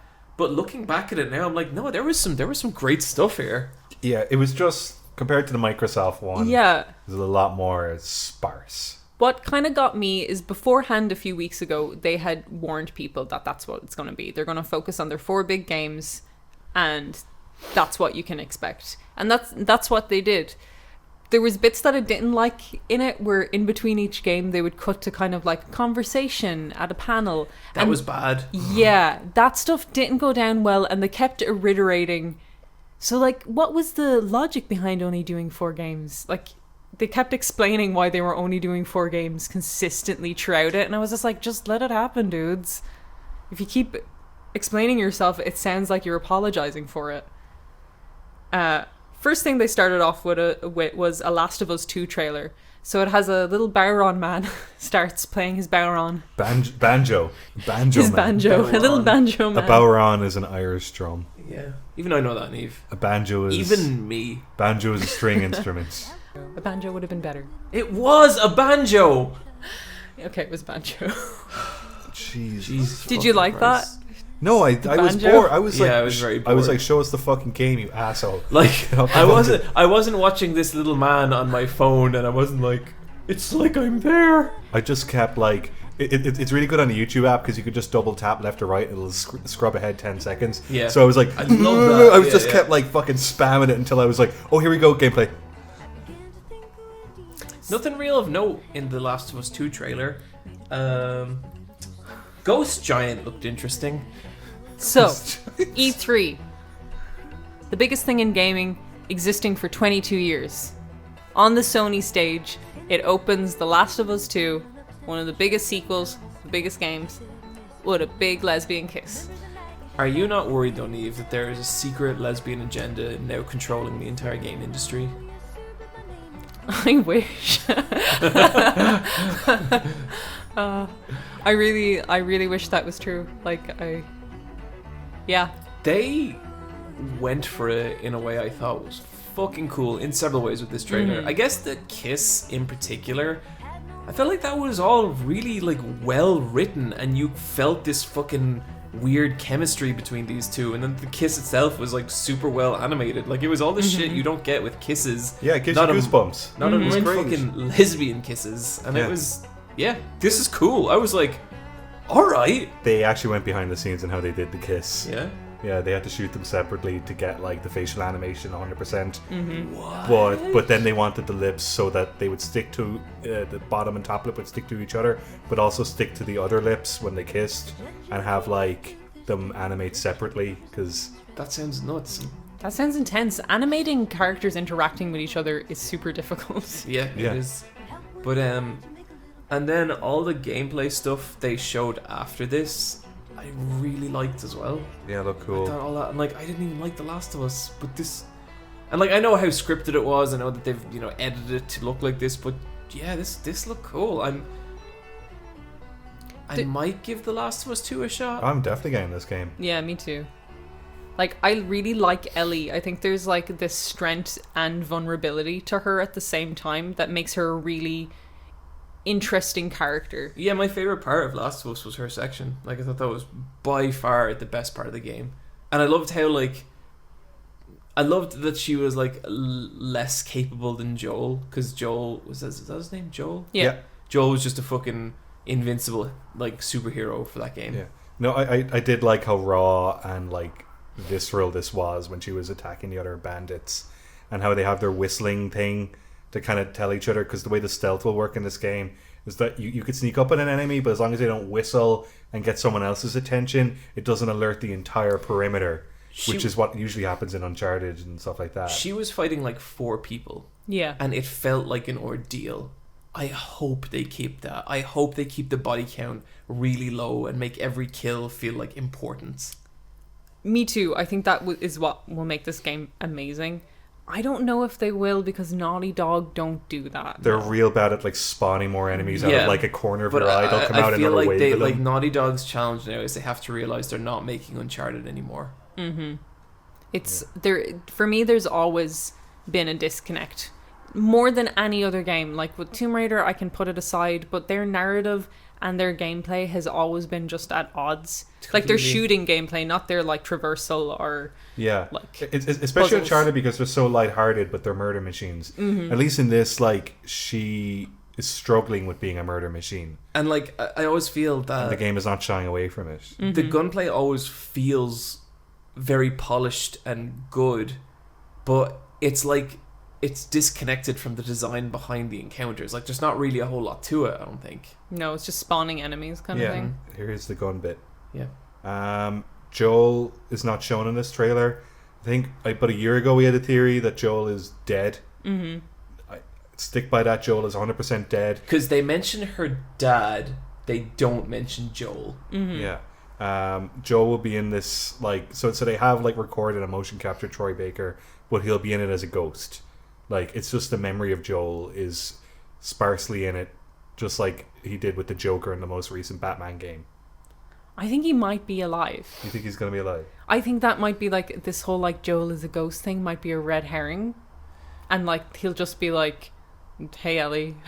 Well, I can't see them doing this the like, but Joel's been dead for 5. Like they won't do that. No. But I think they'll open up, and the first scene of the game it'll be like Joel's dead. Yeah, he's recently dead. But they won't reveal that in the trailers. Do you think he'll die in game then? No, I think he'll be dead. Okay, I think he'll die on screen. I think she's getting revenge. I think he'll die, but it'll be later on because it'll have like flashbacks to like different bits of the last few years of her and Joel. I feel like if Joel dies during the game and he's like the motivator for revenge, that is the most like I guarantee that's it. That is the most obvious way they could take the story of this game, and I'd be so disappointed. I have a feeling that's going to be it. I guess we'll find out. Did they give a release date for this? No. Probably next year or some stage. Next E3 they probably will. Yeah. They had their sizzle reel next, I think. Yeah. There's one game I really want to point out here. It's called Ghost Giant. This was only on screen for like 5 seconds, but I thought it looked really nice, and so I wanted to look up what it was. And I didn't actually know it when I was watching the sizzle reel. This is a VR game, and it actually sounds so fucking cool. You're a giant ghost, and there's this little fox kid. It looked a little bit like Tunic, but not quite as minimalist. And you actually play a giant ghost in it. So he's like, I'm a ghost! And like he's running away and he's all scared, and like you pick up a bush and he like looks up at you and he's like, and he runs away again. And the whole game is like you become friends with him. And then there's like in his village, and you can like open up people's houses and look at what they're doing, and it's like all the weird animal people doing their weird little animal paintings and stuff. You can kind of just fuck with them. It looked like the cutest thing ever. It looked so cool. That's really cool. That's cute. I will link the trailer of it. I really encourage people to check this out. It looks really cool, and I think maybe something that could only work best in VR. In that same sizzle reel, they showed Tetris. I would like a good new Tetris. Okay, Puyo Puyo Tetris. I just want Tetris. Well, Tetris is in Puyo Puyo Tetris. Just get Yakuza 6 new. You can get that too. Mm-hmm. Fair. There is loads of ways to play Tetris. You're right. They relegated Days Gone, which had a big showing last year, but had a main stage like trailer last year to the sizzle reel of this. Yeah. So this is like that zombie, like horde sim thing that we like saw has that last zombie time. physics where they all Yeah. collapse on each other. He plays a biker and you set up traps. I wonder if this is a fun game. I don't know. The fact that it was there makes me question that a lot. For some reason, from the little bit they showed in the sizzle reel, I feel like there is maybe something to this game, but it feels like it hasn't been realized. Like, they keep going on about how, like, the world is your enemy and all this kind of stuff, and that's, like, an interesting concept to build a game around, but nothing they've showed has really lent it to that. Like, it just feels like a zombie game. It feels lifeless. You see, zombies don't have any... Yeah, they're dead. Never mind. Then they showed Don't Nod's game Twin Mirror, which kind of seems like Alan Wake 2. Yeah. Perfect. Kind of floaty backgrounds, sad man, wife missing, dead, or dumped. He killed her. You know, one of those. The twist is he killed her and he was so guilty about it he doesn't remember. James Sunderlander. Yeah. So then we got our second big title of Sony's event. Control. No, Ghost of Tsushima, Oh Yeah, shit, that yeah, one. Yeah. which is done by Sucker Punch. Sucker Punch, Yeah. who made the Infamous games. Yeah. I really like Infamous Second Son. That was a very good launch title or launch window game. So I'm looking forward to seeing, like, you know, an actual game from them. I thought this game looked gorgeous. Really liked the character of Jin. I really liked the little dialogue that was there, the little narrative. And it looked beautiful. This also had a grapple hook, which I was like, two samurai games with a grapple hook. And it had the Japanese grasses as well as like a big part of the backdrop. Beautiful game. Yeah, really nice looking environments. That looks cool. I can't wait to play it. They showed a lot of gameplay and a lot of cool stuff from that game. Yeah, I couldn't believe this was a Western developed game. For whatever reason, I thought it was like, oh, this is like a Japanese developed game, but no, like, it's made in the West. It was fully voice acted in English, but there's a Japanese dub as well. So I might just play it in Japanese, to be honest. I thought this looked a little boring. What? Yeah. Really? When I think of samurai video game, this is like the first thing that comes to mind. Yeah. And I think that's boring. Like, this looks like an Assassin's Creed samurai game. As in kind of more Just accurate like, to... Yeah, like, really well modeled, really well done. Combat looks not great. It just felt like a game that had a lot of money gone into it, and it really showed. Like, it's beautiful. I didn't really get much of like a sense of like personality or soul from it. It looked like a game trying to be samurai films. It kind of reminded me of Horizon Zero Dawn as well, which is a game I really wish I liked. So I want to like this game too. I'm gonna see how it goes. I can always just trade it in. I'll probably get this game. I was totally into the melodrama between Jin and his old friend. I was just like, okay, cool. I thought it was silly that they got into a fight when the other people were coming. They should have ran away and then got into a fight. But all the leaves were on fire around them. Sure. The visuals are really selling this game to me. But we'll see. That's like second samurai game of the show. Oh, there was also Neo 2. We forgot to talk about that. Neo. I got nothing to say. Neo, a game series that is probably recommended to us. We haven't played it. Apparently it's very good. Yeah, but we won't. Maybe at some stage. Never say never. Like, you know, a PSN sale. Oh yeah. At some point, sure, but not right now. Then they showed Remedy's new game, Control. That looks fucking cool. Yeah, this looks class. I liked how the gun was just like a bunch of cubes that formed a gun, and she was like, "Oh wow!" I thought they captured kind of dream impossible space really, really well. Yeah, I love that stuff. Anytime a room breaks apart or like rotates I in am on itself. so fucking down for that stuff. Like, I love whenever the Evil Within 2 did that stuff. I like walking through a door and turning around behind you, and you've walked through a door frame, and there's a whole environment behind the door frame. Brian, you should play Evil Within 2. I probably should. You yeah. should, yeah. Or Layers of Fear. It does that a lot. I've heard Layers of Fear does it to the point where it's like, okay, I know, Here but it's we kind go. of fun. Like, you kind of feel like you're running through it and it's happening constantly. It was really corny. See, my sense of direction is so bad that a lot of times when that stuff happens, I'm just like, It's lost on you. like it might as well be happening right now. Her gun looks like the gun from, like, Blam or Blame, that manga. Like, it's like that square kind of blocky thing. Yeah, it's very chunky. You've got me blamed for my birthday. It's good stuff. It's pretty cool. I can't wait to play that. I like Remedy games a lot. I hope like the cutscenes are cool too. Mm-hmm. They didn't push any of the live action stuff, which they did for the last Remedy game. Is there live action stuff? All Remedy games have a little live action in them. I think a little is good. The Yeah. fake television show in Alan Wake, beautiful. Yeah, The shit from Quantic Break, like, or is that Quantic Break? Quantum. Quantum Break. That seemed bad. It was FMVs with gameplay in between. So I hope there's live action footage in this, but I hope it's used sparingly because that's when it works best. Then for me, the game of the show, and one I totally knew was going to be there, Death Strand. Resident Evil 2. Resident Evil Remake 2. I thought this was fucking class.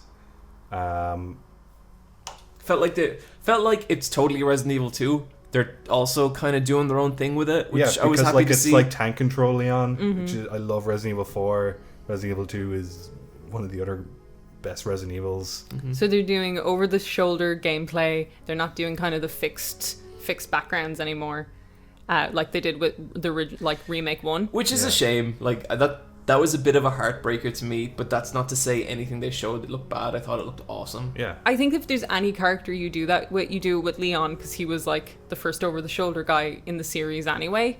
So if you're going to do a remake and you're not going to do those backgrounds, then do it with Leon.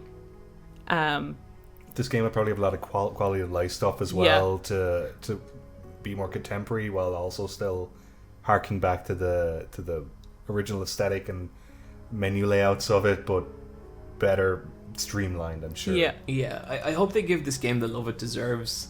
'Cause, It like really the seems last, like it. The Yeah. last over-the-shoulder game they did was 7. No, 6. 6. And that felt bad. That game was a rush job. Neve, I know you love 6, and I respect the reasons you love it. Gameplay cannot be one of them. I also like 6, but you know it's not as good as 5. Yeah. That game feels bad. Yeah. It's got Fair. swing jazz music when you play as Jake Wesker. I was watching a whole pile of gameplay videos of this, and they've done things where some of it's very accurate to the original game, and other bits aren't. Like there's a window that you see, and in the original game you see a dog run by it. That isn't there this time, and they were explaining that they didn't want you to be prepared for every scare by making so like people who would know the story would have new scares. I think that's cool. Yeah, me Like, too. like as much as I would have loved a remake, a la Resident Evil remake, you know, I always say like you don't need the same game again. Like that game already exists, and so this looks fucking cool. Yeah, this is a good decision by Capcom. Yeah, Mhm. And it's out in January, I think. Yeah, January 29th as January well. and February are going to be packed. Yeah. What did I say? I'd play Kingdom Hearts. Yeah. Ha! Yeah. He promised. It's going to be remake too. I think I might just play it for this podcast. John's E3 promise is that he's going to play Kingdom Hearts 3. And Brian's E3 promise is that he's going to lick John's ear. Brian, no. You saw that fucking question I got. Don't encourage it. What question, John? No question. No question. Mm-hmm. If you were worried if Tofu and Hunk would show up, they will show up in this. That's so cool. which is going to be cool. I love Hunk. Hunk's my favorite. He's great. Break those necks. Yeah. Then it was the last Kingdom Hearts trailer of the show. And best Kingdom Hearts trailer of the show. This is the one where they showed Pirates of the Caribbean. Still looks awful.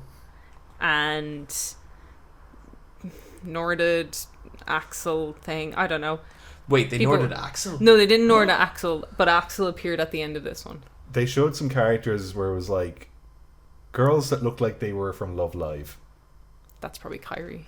Yeah, Yeah. I was like, okay, where's like Zootopia or Zootropolis? Is that in the game? Where's Wreck-It Ralph? I'm kind of bummed because I was kind of calling it that the Final Fantasy 15 boys would be in this. I don't think there's just going to be no Final Fantasy characters in this at all. No Prompto. No. Why would you want that? I don't know. I think I was the only person playing Kingdom Hearts for the Final Fantasy character. No, I cameos. was too, Yeah. but 15. I don't want it, but it seems like they would do it. Do you want If they lightning were in to it? do it. Is that her name? I'd like to see anyone, to be You like honest. her, What she's happened to good. Leon? Where's Leon? Leon is Squall's name in Kingdom Hearts. Don't ask. Oh, they have other... Jesus. Because they're not actually the Final Fantasy characters. They're like different alternate versions of the Final Fantasy. Apart from him, who has a knowledge of the events of Final Fantasy VIII. Yeah, okay, let's whatever. stop. Fucking ever. Wow, Square Fucking Enix really series. know what they're doing. Yeah, totally. Knocking it out of the park. Then they showed big game. Death Stranding. Death Stranding. And they showed what actually looked like gameplay. It was third person, like, walk around footage. I saw a lot of people weren't into this trailer. I liked it, honestly. I liked it. I thought it was cool. I think people are kind of worried that it's like, is it fetch questing? Is it just you going from one area to another delivering stuff? I don't know. I 'cause, saw like, him that's carry what- that human, and I was like, "Yeah, man." That bit was really good. And then he has like little drones. Like he has one drone at one point, then he has two. Those drones don't look very competent. No, I do really love that you're just in an abstract painting landscape, and I'm sure it's a very mysterious game. But I hope it's not one of those things where it's like Death Stranding explained. I want that shit to be mysterious in the final product. I want it to mean something to the characters. I don't need to know what's going on. Yeah, I think that'd be way better. That you're just in this weird nightmare world. What do you think of this, Neve? I really like that they're postmen. Me too. Yeah, Like, that's so cool. I love the post system. I love postmen. Okay. She does. She likes The it. post system is one of the most noble creations of man. She loves logistics. What the? It has to be this whole system that goes worldwide that works. Like, it's a fascinating thing that humans have managed to pull off despite being idiots. Like, the postal system's super cool. I used to collect stamps, John, I'm sorry. So I like that there's post lore. No. That just went down a road I was not prepared for. I really like that the postman, and they introduced 2 new characters in this. 2 female characters. We have Leah Sado, Saido, French actor. I like it on the back of her jacket. Her jacket has like fragile, and it's like a courier jacket, and it's like are handled with care. It was it was good. And she had a cool parasol that like just kind of grew out.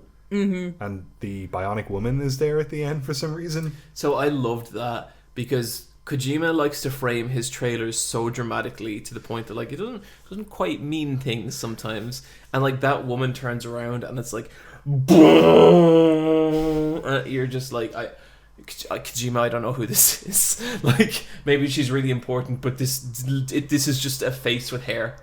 I liked how it started with a baby's ass as well, and he's going down like the throat, but then he turns around and he's all slippery in there. What was that about? Have you any theories about what's happening? I think the babies are clones of themselves, and that's how they live. Yeah. Like, they get really old and die because of the rain, but it doesn't matter because the rain ages them back up as babies and they have all their current memories. So they have to kind of keep their spare on them at all times? Yeah. How much of their memories do they retain? I would bet everything up until the point that they have to go, oh shit, I'm about to die, activate. Yeah, okay, so it's kind of like a backup thing. It's interesting. I don't know how any of this works, but I like the weird sci-fi they're trying to construct around it. My only concern about it is that the enemies in this seem to be invisible, and it's not fun to play against invisible enemies. Like in any game, it's not fun.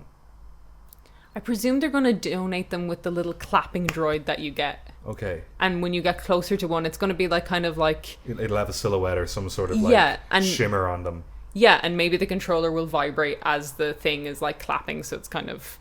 There'll be some donation... What word am I trying to say? Telegraph? Yes, fine, that'll do. There'll be something there like telegraphing the enemies. Notation. It's Okay. gone, it doesn't matter. But The like notion? I didn't need to see another. I didn't need to see a Metal Gear Solid here, and I like what I saw. It was weird and it was different and it was cool. Yeah. I wonder when this game will come out. Game of the year 2020. 2020. Okay. I like that the environments kind of look like they were in Scotland. Looked Yeah, like Yeah. a like war. Scotland and then Iceland in the summer. It looked very Scandinavian, but like very desolate. But kind of like someone spilled a lot of oil and they had to just abandon it. I hope the person that you're carrying around, I hope they're alive. I hope that's just like a bus. And it's like, But like they're cool with it. Like they've signed up for this. that's the noise he's making through the fabric. I really like that. That would be so Kojima. Death Stranding looked good. I'm excited. This is the first trailer in about 5 years that Kojima's made that has like cuts in it. Because all his trailers are single take, except for this one in the longest fucking time. I like it better that way. Yeah, me too. What we got next, Steve? Last, but maybe not least, who knows? Spider-Man. I thought this looked good. I don't like Spider-Man's costume in it, but this is like a Batman Arkham game starring Spider-Man. That was kind of cool. I think this looks like a game that plays itself. I think this looks like Sonic Adventure. I kind of agree. I think the battle system looks so sticky that you're just sticking to people. Yeah, it just looks like Arkham Combat. And Arkham Combat worked great in the first one. Got kind of bored of it then. This game's going to do so fucking well. Oh yeah. My god. Oh, yeah. completely. And people are going to play it. People are going to love it. People are going to love it because like you're going to play it and it's all this cool stuff's happening and all you're doing is holding the controller. Yeah, and it's going to do really well. And then the sequel's going to come out and the sequel's going to do really well. And then the one after that's going to come out. And then people are going to start going, wait a minute. I'll probably get this game at some point when it's a bit cheaper. Same. I'll definitely end up playing it. But I thought there was like... I know Spider-Man is a quippy guy, but I thought some of the quips in this weren't good. And I thought some of the acting and voice acting wasn't great. Yes.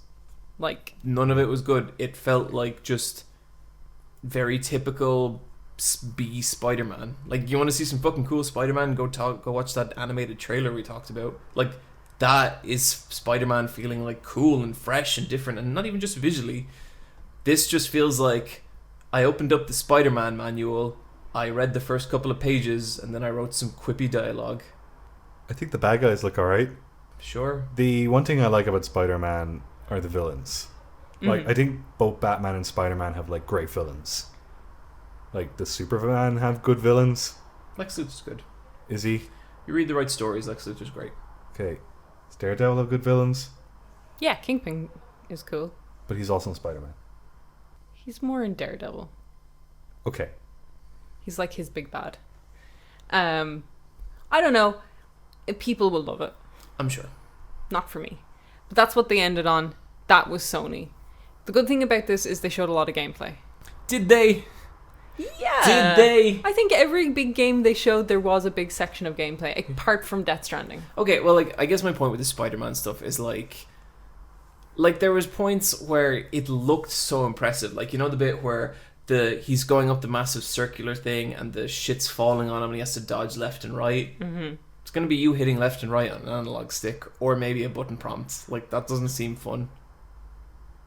Yeah, It even with the will. web slinging. It will at the time, and afterwards it won't. No, like, it will to a lot of people. I won't like that. I'll be like, this feels bad. John's a real gamer. That's not for him. Hopefully it feels fluid. Capital G gamer. The way that I think they can save that is that it'll feel fluid enough and fast enough that there will be that intenseness of when you're web slinging, of wanting to go where you want to go when you take in speed into account. And the freeform web slinging looks cool. Like, the city stuff looks really cool. I think that'll be really fun. That was Sony. That was Sony. That was E3. That was E3, everybody. Guess we're done. Yeah, we don't need to talk about the other thing. Alright. Nintendo, real quick. Nintendo. Um, I like that first thing they showed, the robot thing. yeah, I was like, off to a cool start. cool. Yeah. Alright, so some things I liked about Nintendo. They have Hollow Knight is out on the Switch, and it's out now. Seems like a cool game for So the Switch. I'm gonna get that in the next few days, and I'll probably play it for the next episode. Super Mario Party, which is technically Mario Party 11. They didn't want to call it that, so they just rebranded it as Super Mario Party. It had a nice bit of tech where they had two switches stuck together. Nobody will ever do that in real life. And they were in a cafe using a cafe table, and those tables are dirty. You wouldn't do that ever. The Fire Emblem game, they're making one. Yep. Looks kind of boring. Maybe it'll look better in another gameplay. I was disappointed with how grey it looked. Yeah. Yeah. They showed some anime avatars. They looked alright, but let's just see how we get on. I did like that you'd have a character, but then when it zoomed in, they actually had a big squad with them. Yeah. Thought that was kind of cool Yeah, that yeah. they like compartmentalize it. But this was a 45-minute Nintendo Direct. They do a couple of these a year. This is their E3 Direct. They did say in advance that this would be focused mainly on Smash. But out of the 45 minutes, about 30 of them were on Smash. It was insane. It kept going. Yeah, and it ended with Smash. I'm a big Smash fan. This was not for me. These were patch notes for like technical pro fighters. Smash is like a really big competitive community, and I think that's awesome. I think that's really cool. Like, I love to see stuff like that form around games. I don't like it when games start being made to aim specifically at those communities. And like, this certainly seems like a really strong version of Smash. Like, this seems like, the ultimate version of Smash. But I feel like I own this game already. Like, I feel like I've played all this, and like, I'm not particularly interested in high level Smash. And so all I got is like, there's all this shit that you've already played, and like, all the stages look the same, all the characters look the same. Well, some of them have new looks like Link, but it just looks like the same thing again, and it just feels lazy. And I think what's so fucking cool about Smash is that it was just this game that was accidentally super deep and super amazing, and people found that in it. And it feels dumb to me that now it's being made to be that specific thing. I would love to see, like, if you let Sakurai go wild, what would he make? Like, how would he change up these systems? And yeah, I'm really disappointed in how the same it looks. And I'm going to buy it, and I'm going to play it, and I'm going to enjoy it. But the idea that I can play as a bunch of characters who've already played as is not exciting to me. Like, I want to see the evolution of Smash. I don't want to see Smash again. We have 2.5 new characters. We have the Inklings, which look cool. Daisy, who is a reskin. She's an Echo character. I hated that so much. It was really felt like filling time. They were like, we've come up with this name for these characters. Like, it's like a palette swap, Yeah. It's the entire Nintendo Direct felt like filling time. Like, I honestly think that they have games in development, but they don't have footage, or they're in development hell. Like, but I don't know. Like, they have no more heroes, and they didn't even say anything about it. Yeah, you know? I'm sure they'll have another Nintendo Direct over the summer, but this Smash Direct could have been later in the summer, and it would have worked as well. Yeah. Like, the game isn't out until December anyway, but it just means that they don't need to talk about Smash now until December, and they will again. Yeah, because they need to remind us. I felt like for so much of a presentation, there was so little about that game that seemed new. Yeah, and like, it was really weird that Sakurai was like, we're not going to add any more characters, this is all you get. And it's like, really? But then for me, I was really hoping that they'd have like a proper story mode like they had in Brawl. Yeah, and like, I love that stuff. And even like all the weird trailers for Smash 4, those were amazing, and they made you so excited. There was none of that. No.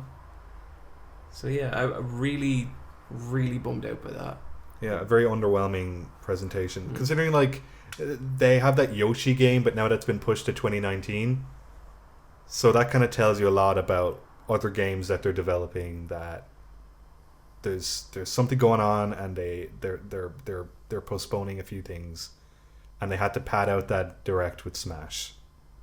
But I think like make it only like 20 minutes long and cut like 10% of that content, because it was just got so down in the minutiae that it was boring. Like, you might notice that these characters are now an inch bigger, and you're like, okay.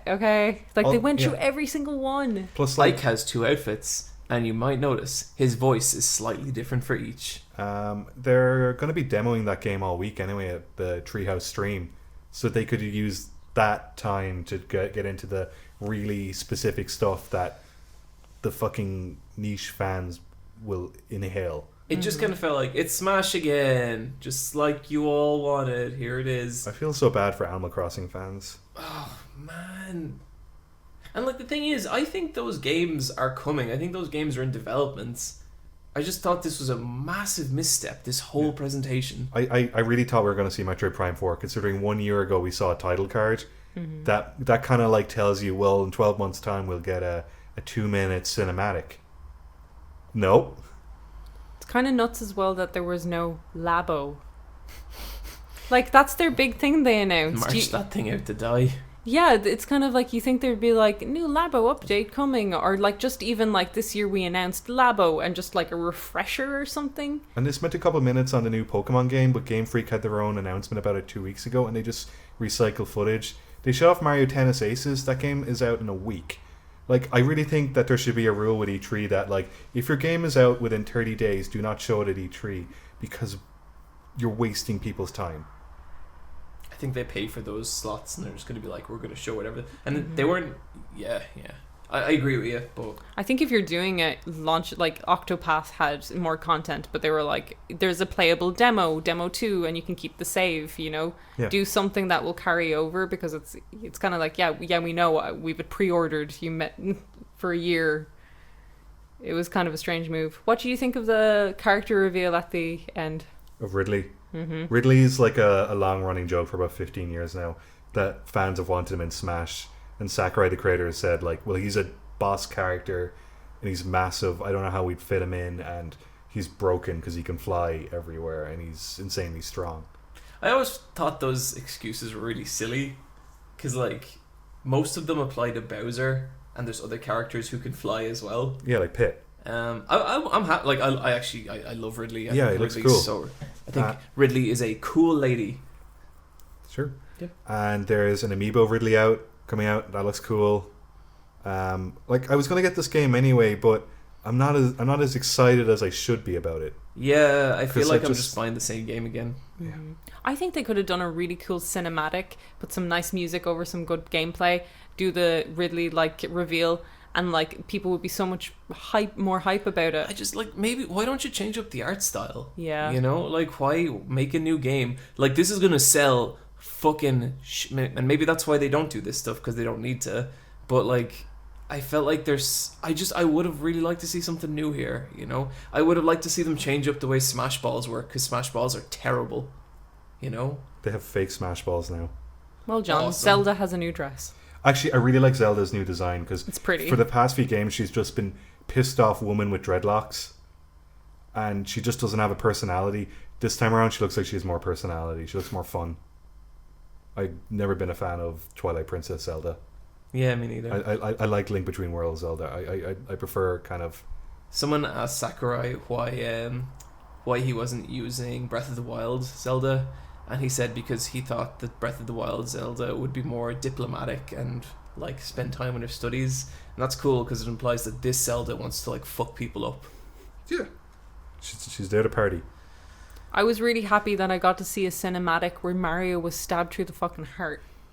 Is this what you were tweeting about? Yeah, at the end he died. He gets stabbed like Ridley killed him. Yeah, it's amazing, and his hat's just left on the ground. That bit was I was just like, that's kind of what I've always wanted to see happen to him, and it just happened. Like, I really hated that whole presentation, and then at the end it was just like, Mario's dead, and it was like, yeah, great. It's really weird that Mario's cap is Cappy, but during that cutscene they really focus on the cap, but Cappy isn't there. Mm-hmm. Cappy only exists in that one world in Odyssey. Do you think Cappy's just dead now as a mechanic in anything else? He'll be in Smash Brothers for the next 10 years. Do you think? Yep. He still has a flood, doesn't he? I think he still has a yellow cape as well. I don't know what I don't know. I guess we'll see. But it really just looks like the Wii U game. They just they just like built on top of it, but it's not a brand new game from the ground up. And that's what I'm just disappointed about. It's just new textures and new templates and stuff like that. And like, I know it's going to be good. Like, Smash is good. Smash is a lot of fun. I'm going to play this a lot. But yeah, it feels like they half-assed it. And that was the end of E3. That was the end of E3. Despite everything we just said, I thought it was a great E3. Yeah. No. We're just being moaning gamers. What else is new? But can't believe people are complaining about video games on the internet. I love this E3 as well. I thought it was a lot of fun. Yeah. There was a lot of good energy about things. What was your favorite trailer? Or what game? Shadows Die Twice. Quiet Man. And you had Assassin's Creed Odyssey, probably. Yeah. Really? Yeah. And not Control. Or go. I like Control a lot as well. Oh, and also Resident Evil 2. And Resident Evil 2. Okay, but you're going to pick one. Yeah, you got to pick one, Neve. Because for me, it's Quiet Man. Like, over all those games. Resident Evil 2. Yeah, okay. That's the right choice. There we go. Mm-hmm. So we'll do a little picture where it's those three games. Our top picks. Yeah. we're going to play all those games when they come out, and we're going to love them, and we're going to hype them up, and we're not going to be disappointed. I'm going to play so many games. It's going to be good. Do I have to wait till the next episode to talk about Okada versus Omega 4? You do, because the battery is very low.